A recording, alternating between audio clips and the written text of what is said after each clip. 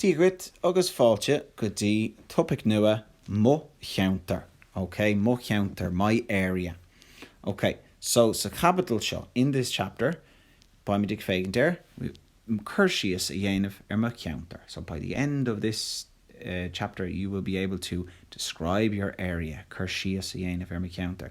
Tróracha a thuirt agus a lurig to give and receive directions. Leirt faoin na rudaí a dhéanam sa cheantar, to speak about the things that I do in my area. Fáibanna in mo cheantar a phlé, to discuss problems in my area. Riamh a scríomh faoi mo cheantar. You'll be able to write an email about your area. Okay, so task for a hain.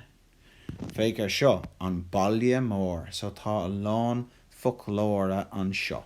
Okay, so iver a hain, éist agus aber. Listen and say. Okay, will to ray? Go héintach. Shépéil agus relic. Bus oras. Bielin. Siúpa éidi. Mosque. Jalav. Ifig an fuist. Stáisiún dóiteán. Uspedale no Uherlin. Maraga Ferramiori. Stalla nuachtan. Binse. Unad fóliachta. Tralav ach liachta. Pork immerha. Club oige. Gruigere. Anawa fad. So sin task iver a hain dainta, okay?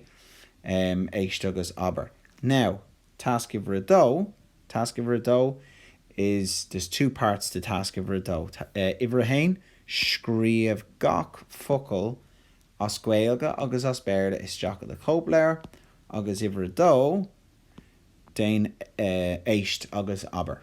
Okay, you're going to dain to os rohu. You do a voiceover, okay, on this exact page, and you can see it there. Lahanach héine sé I thuras a trí. Okay, go héintach slán agus canairí leat.